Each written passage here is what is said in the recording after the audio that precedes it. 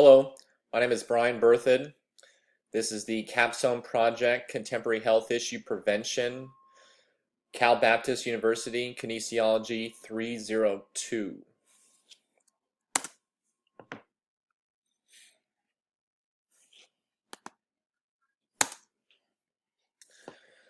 Contemporary Health Issue Prevention, sugar. My thesis statement is as follows.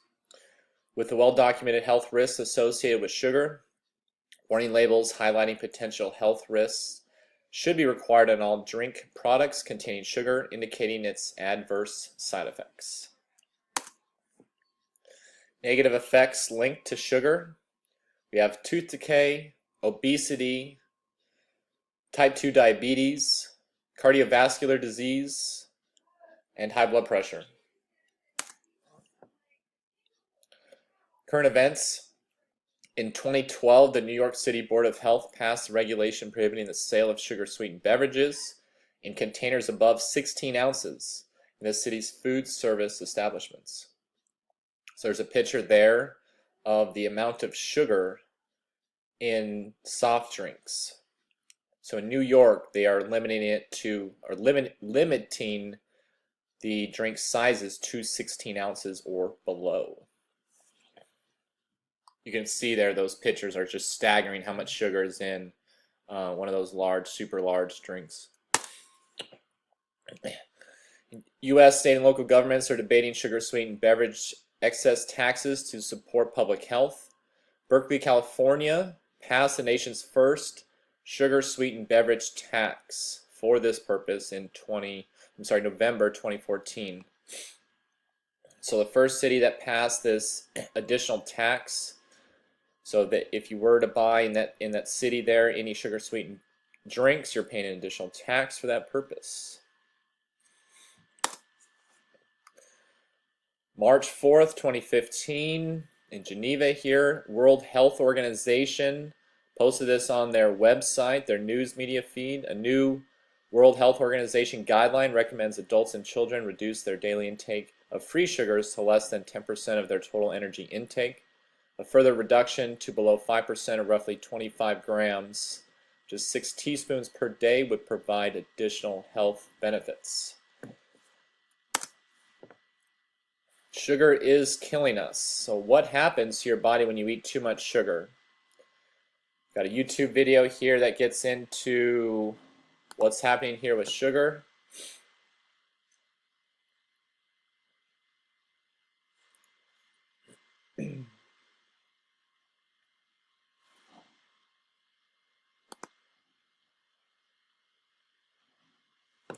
There's been a lot of talk lately about sugar being bad for you, which is a bummer because sugar is the best, right? I mean, who doesn't like sweetness? You can hate on any other taste and it's totally understandable. Bitterness, sourness, saltiness, umami. Yeah, that's right, umami. Apparently it's a taste. And you know what? Not everyone loves it. But sugar, pretty much everyone likes the sweet, sweet taste of sugar. But now some scientists are saying sugar is toxic. Really, scientists? Couldn't you have just looked the other way on this one? We all know that sugar isn't the healthiest thing, but it's not dangerous, right? Well, it turns out that it totally can be. Here's a sad statistic. For the first time in history, U.S. children are not expected to live longer than their parents. Why? A lot of it has to do with the fact that cases of obesity, type 2 diabetes, and heart disease are through the roof. There's another sad statistic. Today, 1 out of every 3 U.S. adults is obese. Not overweight, obese. 1 in 3. But what does this have to do with sugar? Sugar's been around forever, so why is it suddenly making us so sick? What changed? What changed is we dramatically increased the amount of fructose we consume. Fructose is the sweet stuff that's in sugar, and high fructose corn syrup, sugar's newer and cheaper twin. Fructose can do damage to your body in ways we are just beginning to understand. What kind of damage? Let's start with the nerdiest part of the body, the brain. Just recently, scientists discovered a hormone called leptin. Leptin's job is to tell your brain that your body's had enough to eat. Guess what gets in the way of that job? Sugar. When you indulge in soft drinks and junk food, your brain has a hard time recognizing leptin, so you stay hungry longer and eat more than you should. This causes problems with your pancreas.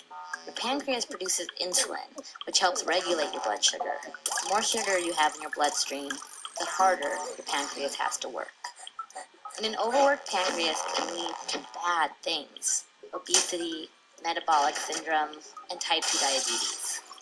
And when you consider heart disease and liver disease, both of which can be caused by sugar, then yeah, sugar is bad. Okay, cut down on the sweets, right? Not as easy as it sounds. High fructose corn syrup is now added to foods that never had sugar before. Foods you wouldn't expect. In fact, a recent study found that 80% of the food items in America now contain added sugar. 80%. But, like a good raincoat, this trend is reversible. Educated consumers can change the way food is manufactured simply by making better choices. Food companies only make what we buy, right?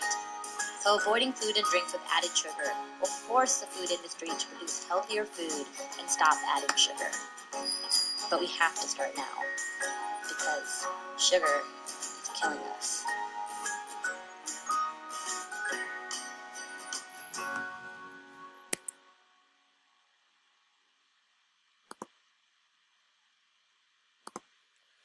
Okay, so that was a good video there highlighting the sugar.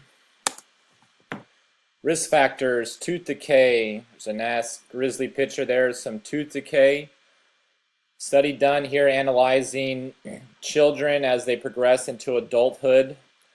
1 in 5 participants classified as high sugar consumers, and nearly 40% were upward consumers. Low consumers accounted for greater than 40% of the sample.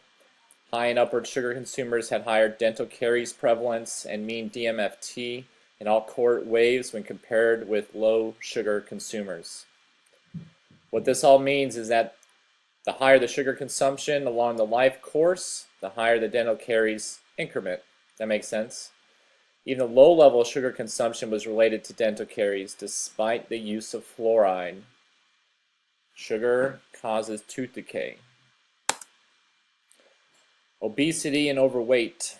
The word obesogenic, meaning characterized by environments that promote increased food intake, non-healthy foods, and physical inactivity, has become an apt descriptor of our society. Obesogenic comes from the word obesity, meaning body weight that is more than 20% above recommended levels for health, or a body mass index over 30.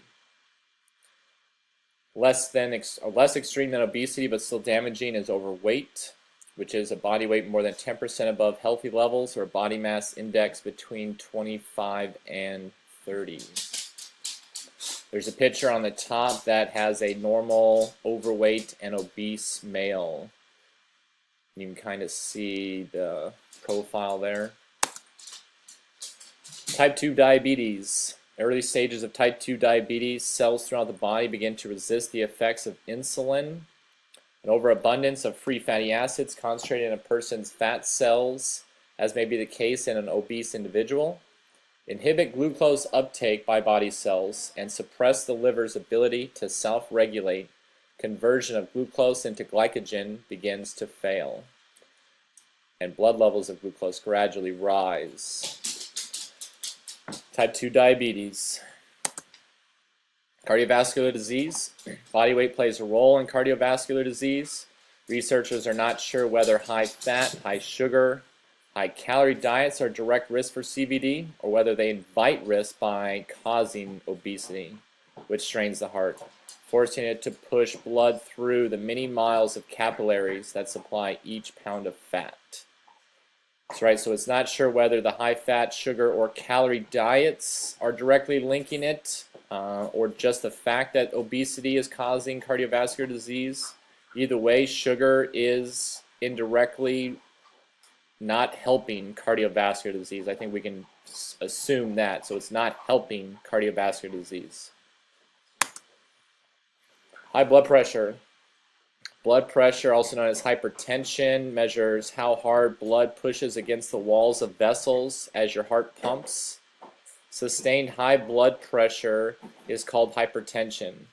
It is known as the silent killer because it has few overt symptoms. Untreated hypertension damages blood vessels and increases your chance of angina, heart failure, peripheral artery disease, stroke, and heart attack. Hypertension can also cause kidney damage and contribute to vision loss, erectile dysfunction, and memory problems.